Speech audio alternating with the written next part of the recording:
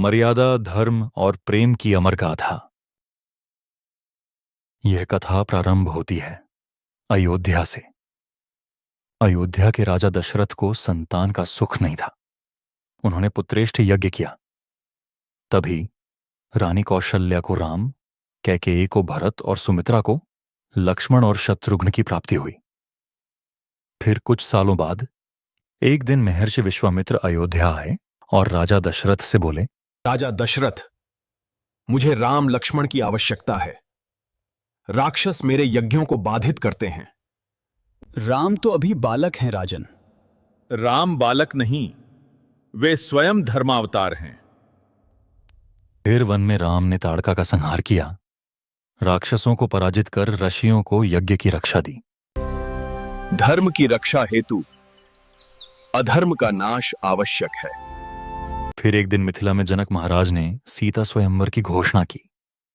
शर्त एक ही थी, जो शिवजी के विशाल धनुष को उठाकर उसे तोड़ेगा, वही सीता का वरण करेगा। राजाओं और वीरों ने प्रयास किया, पर धनुष हिला तक न सके। और तब राम भी वहां पहुंचे। राम भी धनुष के पास आते हैं।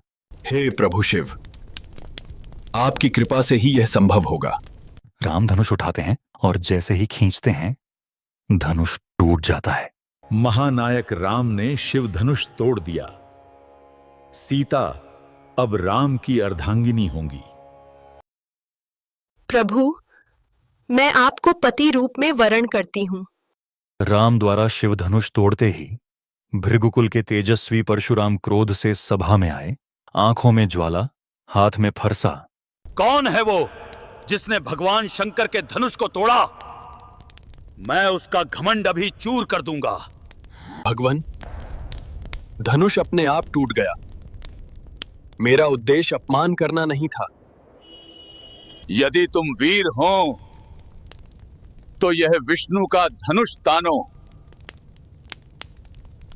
राम सहजता से धनुष उठाकर तान लेते हैं। परशुराम आश्चर्यचकित होकर देखते हैं। राम, अब मैं तुम्हें पहचान गया हूं। तुम साक्षात विष्णु के अवतार हो। मेरा क्रोध शांत हुआ।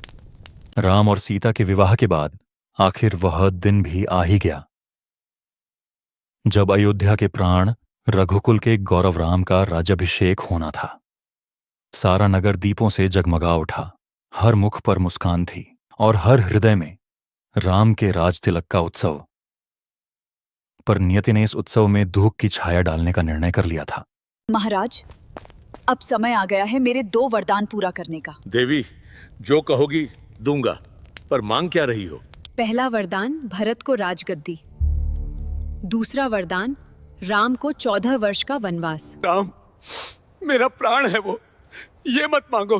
देवी, मैं प्राण दे सकता हूं, पर राम को नहीं भेज सकता। पिताश्री, क्यों व्याकुल हैं? मुझे बताइए। राम, मुझसे मांगा गया है, तुम्हें वनवास देना होगा। पिताश्री, आपकी आज्ञा मेरे लिए सर्वोपरि है। स्वामी, मैं भी आपके साथ जाऊंगी। जानकी, वन का जीवन कठिन है, कांटों भरा है।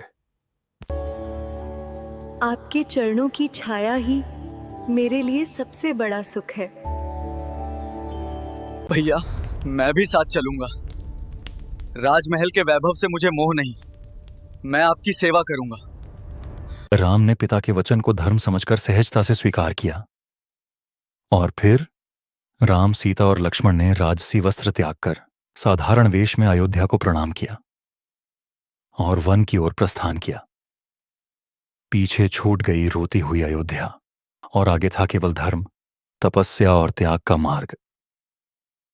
राम, सीता और लक्ष्मण चित्रकूट, पंचवटी जैसे वनस्थलों में रहे। वे कुटिया बनाकर तपस्वी जीवन जीने लगे। वनवास भी तपस्या है लक्ष्मण, इसे प्रेम से स्वीकार करो।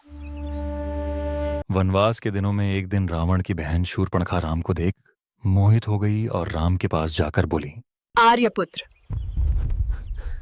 मैं तुम पर मोहित हूं, मुझे अपनी पत्नी बना लो। देवी, मैं पहले से विवाहबद्ध हूं।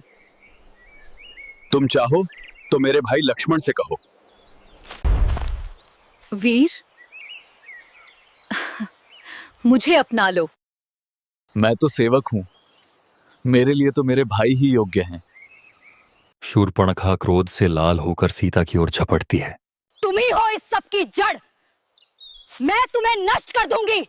लक्ष्मण तलवार से उसकी नाक काट देते हैं। शूर्पणखा चीख उठती है। अरे, तुमने राक्षसों की बहन का अपमान किया। अब लंका का प्रलय देखना। अपमानित होकर शूर्पणखा सीधे अपने भाई रावण के पास पहुंची और राम लक्ष्मण और सीता की कथा कह सुनाई।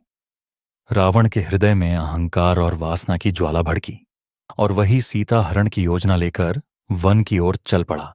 रावण की चाल से मायावी मारीच ने सोने के मृग का रूप लिया। सीता उस अद्भुत मृग को देखकर मोहित हो गई। स्वामी, देखिए कितना सुंदर मृग, मुझे ये चाहिए। ठीक है, मैं इसे पकड़ लाता हूं। लक्ष्मण, सीता की रक्षा करना। राम मृग के पीछे वन में चले जाते।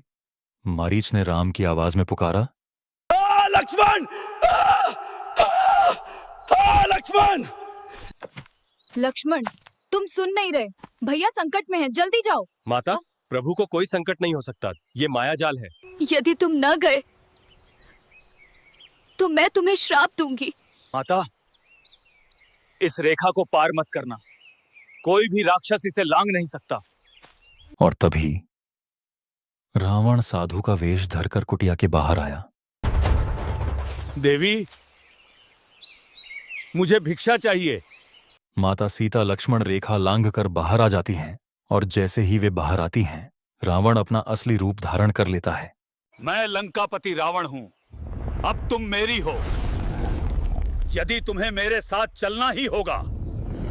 मुझे मत छुओ।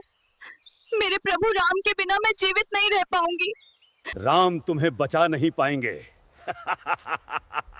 अब चलो लंका।